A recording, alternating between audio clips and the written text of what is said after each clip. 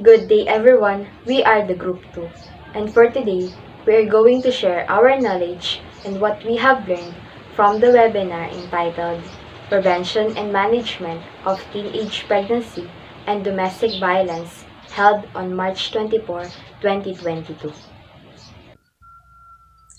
As a college student, one of the things I learned from the webinar I attended on March 24, 2022 is that there is a right time for everything and it is reserved for us.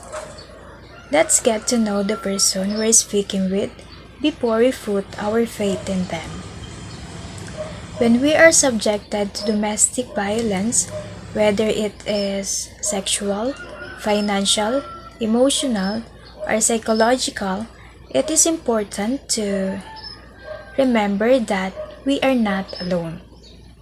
Let us not be ashamed to tell our friends or report to the appropriate authority so that things do not get worse.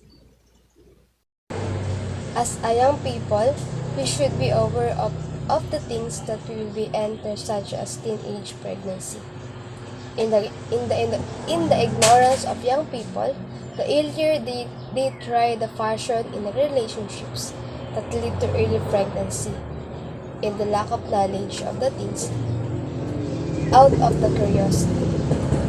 So should not be ashamed to say about the teenage pregnancy for the early year to avoidance by the teens. What I have learned about webinar is the topic domestic violence by Ma'am Hermie Kawanting. So when he first says that about the online courtship, I realized there that yes, it is very easy now to be in relationship while in online.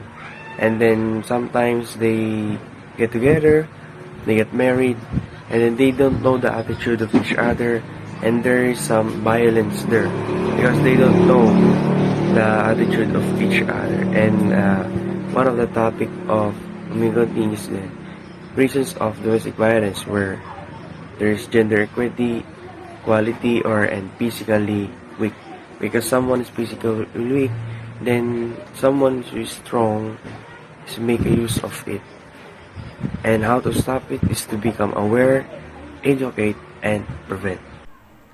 Teenage pregnancy is a serious topic that discussed in the webinar that need to pay an attention. Because nowadays, there are so many teenagers who experience pregnancy without thinking the consequences. I have one friend who experienced teenage pregnancy at age of 19. So the thing is, since she committed on her baby, she stopped pursuing her dreams. Look how impactful teenage pregnancy to her life. So, the best thing to do para maiwasan talaga yung mga gantong pangyayari is to have a knowledge about sex. What I have learned from the webinar is teenage pregnancy was the biggest problem women and girls face in the Philippines. And this roots from the lack of parental guidance and inadequate knowledge in safe sex. As a student, it is very essential to have a proper knowledge and prevention to be able to raise awareness and be the voice that will help reduce teenage pregnancy. Together with this, it is very alarming to know that there are still tons of victims by domestic violence. But this doesn't mean that we are going to let it happen.